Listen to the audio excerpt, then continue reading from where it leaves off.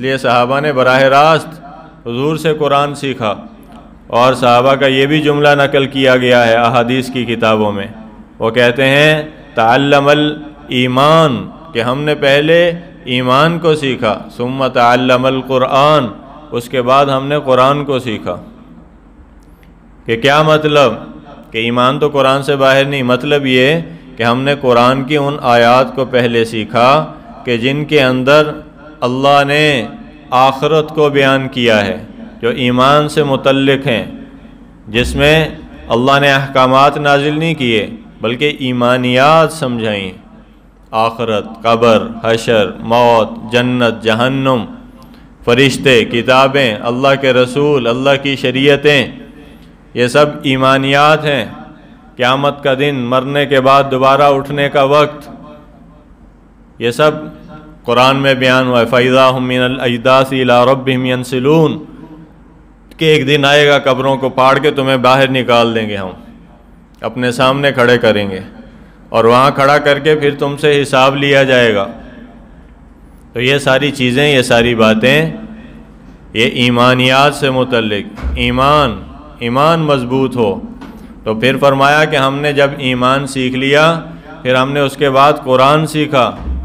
کیا مطلب؟ کہ پھر قرآن کے احکامات کو، اس کے جتنی جزیات تھیں اس پہ عمل کرنا آسان ہو گیا، اس پہ چلنا آسان ہو گیا، اس کو لے کر دنیا میں اس کی تبلیغ، اس کے پیغام کو نشر کرنا آسان ہو گیا۔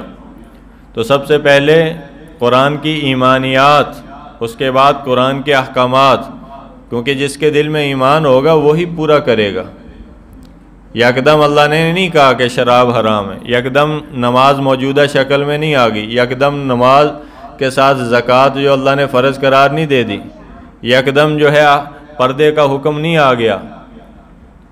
آہستہ آہستہ، رفتہ رفتہ، تدریجاً، جیسے جیسے ایمان بنتا گیا، پھلتا پھولتا گیا سینوں میں، اللہ کی طرف سے پھر آہستہ آہستہ احکامات کی بارش ہوتی چلی گئی۔ اور احکامات ایسے تھے کہ پھر جو حکم آتا تھا صحابہ جانیں اپنی لڑا کے پھر اس پہ عمل کرتے تھے، پھر اس پہ عمل کرنے والے تھے۔ آج مسلمان بے عمل کیوں ہے؟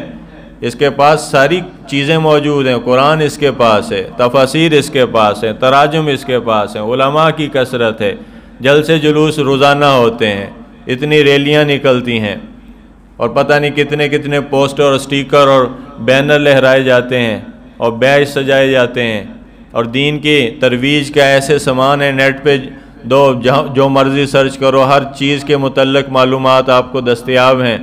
لیکن عمل میں مسلمان آج اتنا ہی پیچھے، اتنا ہی بے عمل، اتنا ہی ناکارہ ہو گیا۔ کیا وجہ ہے؟ کہ ایمان کی کمزوری ہے۔ جس کو بنانا تھا، جس کے بنانے کے لیے قرآن میں ایک زبردست محنت ذکر فرمائی گئی اور حضور نے کر کے دکھائی، اس کو چھوڑا ہوا ہے، جس کی وجہ سے وہ محنت نہیں ہے، سینوں میں، دلوں میں ایمان نہیں ہے۔ ایمان نہیں ہے تو اعمال بھی بے وزنی ہے، اعمال کے اندر وہ جاذبیت نہیں ہے، وہ حسن نہیں ہے، وہ طاقت نہیں ہے، وہ وزن نہیں ہے۔ تو اس لیے سب سے پہلے صحابہ نے قرآن میں سے ایمانیات کو سیکھا، اس کے بعد قرآن کے احکامات آتے چلے گئے، صحابہ اس میں ڈھلتے چلے گئے۔ ما آتاکم الرسول فخذوہ وما نہاکم عنہ فانتہوا۔ پھر حضور صلی اللہ علیہ وسلم جس کام کے بارے میں صحابہ کو بتاتے کہ بھئی یہ چیز جو ہے یہ خراب ہے، جھوٹ جو ہے یہ تباہی کا ذریعہ ہے۔